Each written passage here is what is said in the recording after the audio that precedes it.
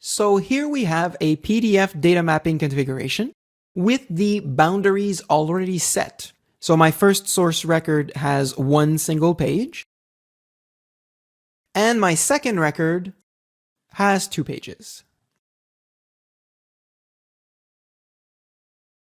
As far as data mapping is concerned, it makes zero difference whatever font, whatever spacing, and whatever icons and colors you use in a PDF. So it can be as dull as this one, or it can be as flashy as any invoice you receive in the mail.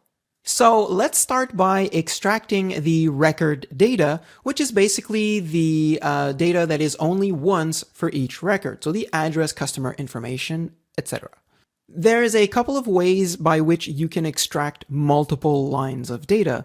The easiest one is to simply do a big data selection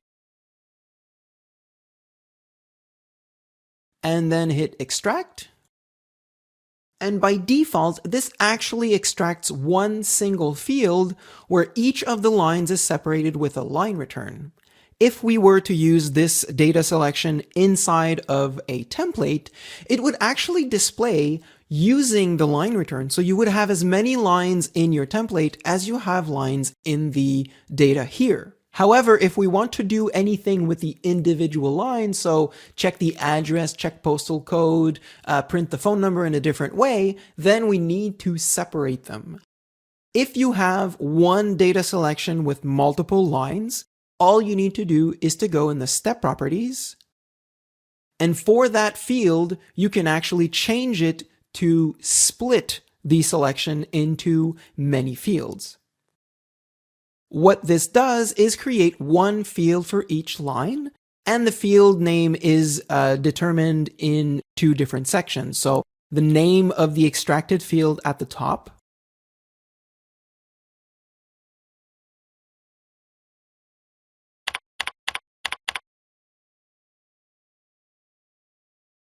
and the name of the individual fields at the bottom. Now there's another way to extract data, and it is to do it line by line. In that way, you have a full control over the field name instead of having a 2-part like we have here. Now here's a trick.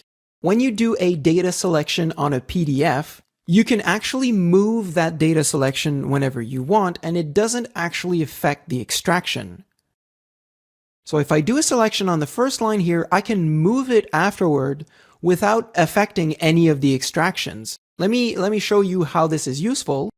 By extracting this first line, moving the selection, and extracting the second line.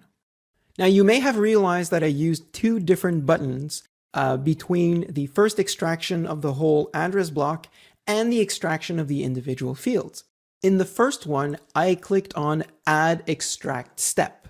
What the Add Extract Step does is create a new step into which it adds the extracted data.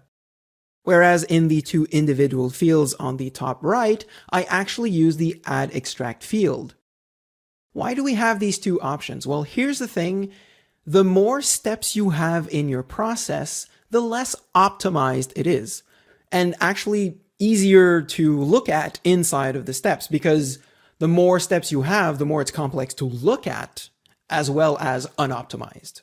Speaking of steps, one thing you can do is rename them. There's 2 ways you can do that. The easiest is to simply click on the step name inside of the steps pane, and then you can change that here. Or if you go in the step properties at the top, you can change it here also, such as correcting the small typo I just put. You can also add a comment to your step right here. Another thing that's important in regards to PDF, and this applies to text files as well, is that if you click on a selection in the data model pane, you can actually modify this data selection directly. So if you move the actual selection,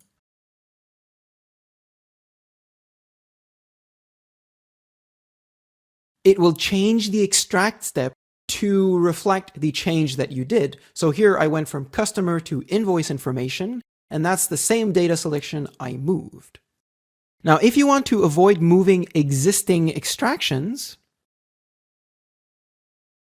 There's an option at the top of the data viewer that lets you lock all the selections. By doing this, all your existing selections can't be modified, but you can, however, add new ones. So let's say I want the full address block to be one selection as I have here, but I also want to have the email separate. Then I can simply do an extraction of the email and it doesn't touch my existing selection. And through the magic of editing, we now have all of the information properly named and extracted, except for the transactional data. So let's do that now. So the first step is to tell the data mapper where to start extracting information.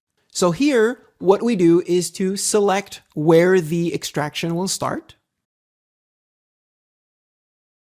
and use the go-to step.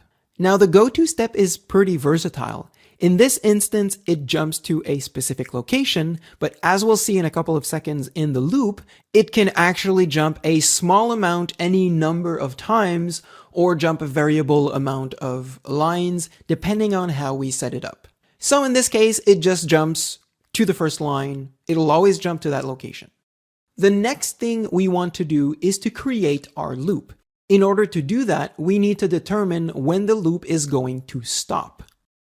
As far as this data source is concerned, it's pretty easy. When we see the word subtotal in the middle of the page, we know that all the line items are finished. So all I need to do is to select the subtotal and click on the loop. Now the loop is also versatile. It can loop until the statement is true, so until we see the word subtotal.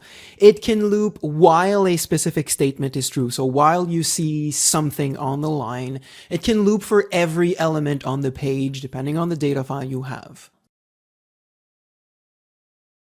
So when we create the loop, it automatically creates a go-to step within it. And in this case, it jumps to the next line with content. So it can detect that there's many lines between the start and end of the loop, and it automatically just goes one after the other. And now that we have a proper loop, we can start extracting data within that loop. So here, if I click on the beginning of the loop, then I know it's going to be added between the beginning of the loop and the go-to.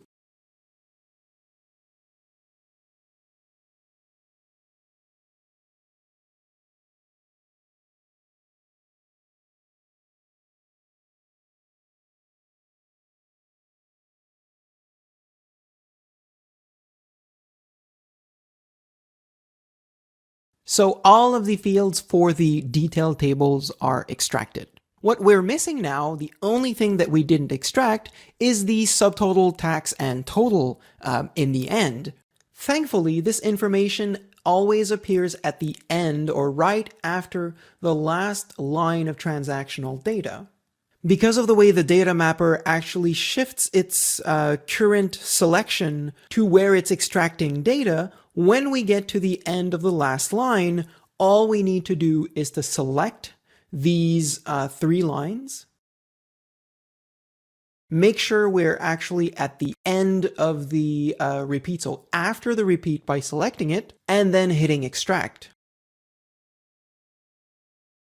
We'll also split these into 3 fields.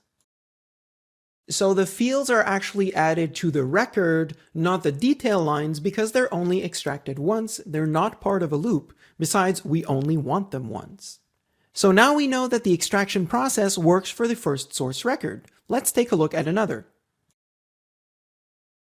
So what we can see on this second page is that all the detail lines are extracted properly and that the totals at the end are also extracted properly. However, we have a bunch of extra lines in between. So what we need to do is to filter them out. How do we do that? We're going to use a condition step. So the condition needs to be based on something that only appears on our detail lines. And because on the detail lines we have currency or prices, then the dot always appears at a specific location. So basically, all I need to do is to select the dot and add a condition to it, making sure that the beginning of my repeat step is selected. And that will create a condition where any line that is a detail line has a small green check mark, and any that is not, so that will be ignored, has a red X, so we know is not extracted. However, our extraction is not currently within the condition, so if we just drag it in, then we have the proper number of detail lines, and our extraction process is complete and functional for every single one of our records.